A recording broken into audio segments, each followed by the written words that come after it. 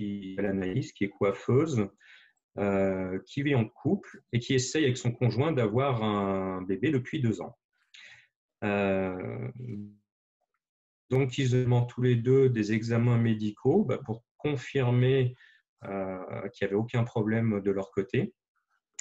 Et suite à ça, Anaïs, par exemple, qu'elle aimerait bien essayer la réflexologie. C'est une jeune femme très anxieuse, ça se manifestait par de l'eczéma, elle avait des cycles irréguliers. Donc, on a pris rendez-vous pour 3 séances, puisque en énergétique chinoise,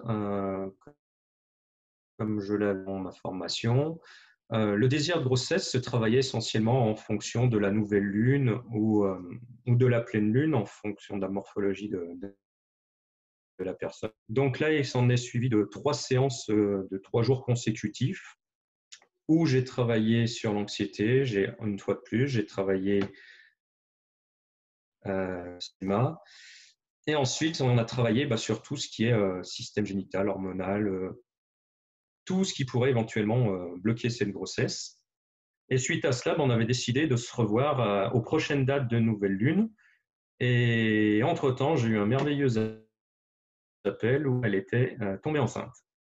Donc, ça a été la très, très bonne nouvelle, très contente.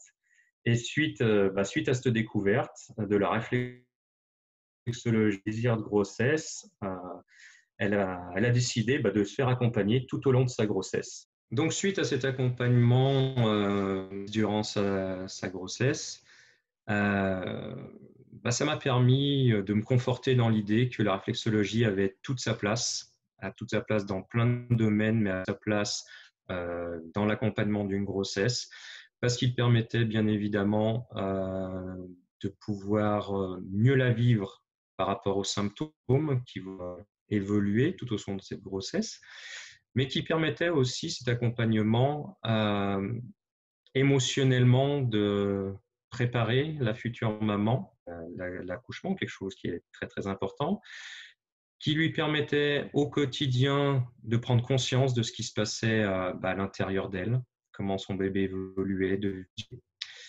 Et cet accompagnement émotionnel, je dirais, a même été encore beaucoup plus important que résoudre les désagréments physiques. C'est ce qui en est ressorti d'Anaïs. Elle est tendue, zen, tout au long de cette grossesse et a permis de la vivre au mieux de par toutes les différentes séances spécifiques qu'on a pu faire. Bonjour Angelo, avec un petit peu de retard, je vous fais mon petit bilan. À chaque séance, un bienfait physique et émotionnel.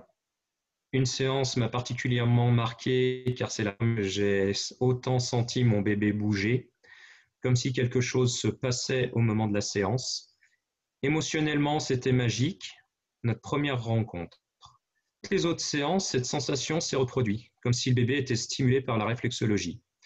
Ensuite, chaque séance était différente car les désagréments de la grossesse évoluaient au fil. J'ai notamment apprécié le fait de pouvoir diminuer certaines gênes, comme les remontées acides, les problèmes liés à la mauvaise circulation du sang ou même les troubles du sommeil. Car en effet, pour ma part, c'est bénéfique qui aide à moins souffrir de ces désagréments.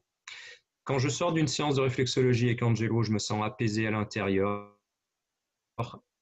Ça devient physique puisque les maux de grossesse s'apaisent.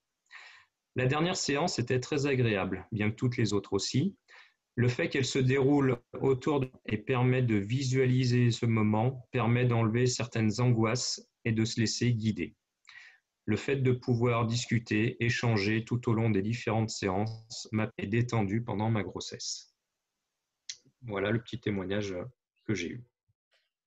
Merci Angelo. Lorsque la réflexologie est appliquée pour l'accompagnement dans la globalité, ça prend là vraiment tout son sens, comme tu dis, donc pas seulement diminuer les troubles physiques, mais aussi, comme nous sommes un tout, soulager au niveau psychique, au niveau émotionnel, au niveau stress. Ok, merci beaucoup Angelo pour ce partage.